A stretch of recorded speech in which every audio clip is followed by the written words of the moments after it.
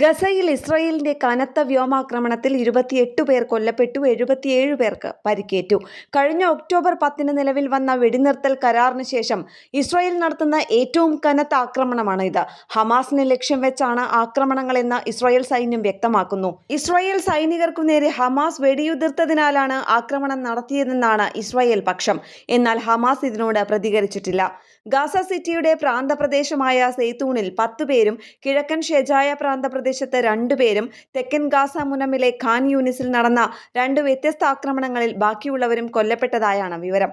അതേസമയം ഹമാസിന്റെ ആക്രമണത്തിന് മറുപടിയായാണ് ഖാൻ യൂനിസിൽ വ്യോമാക്രമണം നടത്തിയതെന്ന് ഇസ്രായേൽ സേന പറയുന്നു. ഹമാസ് അംഗങ്ങളാണ് ആദ്യം വെടിയുതിർത്തത് എന്നാണ് ഇസ്രായേലിന്റെ വാദം. ഹെബ്രോൺ ഗവർണറേറ്റിൽ ഇസ്രായേൽ സൈന്യം തുടർച്ചയായ 2ാം ദിവസവും കൂട്ട അറസ്റ്റ് ക്യാമ്പയിൻ നടത്തി.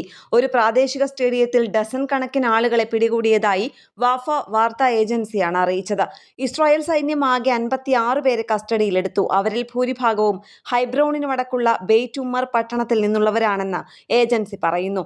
കൂടാതെ ഇസ്രായേൽ സൈന്യം നിരവധി വീടുകൾ റെയ്ഡ് ചെയ്യുകയും താമസക്കാരുടെ സ്വത്തുക്കൾ നശിപ്പിക്കുകയും ചെയ്തിരിക്കുന്നു. ഗാസ സിറ്റിയിൽ നിന്നുള്ള റിപ്പോർട്ട് പ്രകാരം ഇസ്രായേൽ സൈന്യം കിഴക്കൻ ഗാസ സിറ്റിയിലെ ഷുജായ പ്രദേശത്തേക്ക് 300 മീറ്റർ മുന്നേറിയിട്ടുണ്ട്. ഗാസ നഗരത്തിലെ ഷുജായയിൽ ഈ പുതിയ മുന്നേറ്റത്തോടെ കൂടുതൽ പലസ്തീനികൾ അവരുടെ വീടുകളിൽ എത്താൻ കഴിയാത്ത അവസ്ഥയിലാണ്. ഗാസയുടെ പടിഞ്ഞാറൻ ഭാഗങ്ങളിലേക്ക് അഭയം പ്രാപിക്കുന്നതിനാലുള്ള ബുദ്ധിമുട്ടും ജനങ്ങൾക്കുണ്ട്.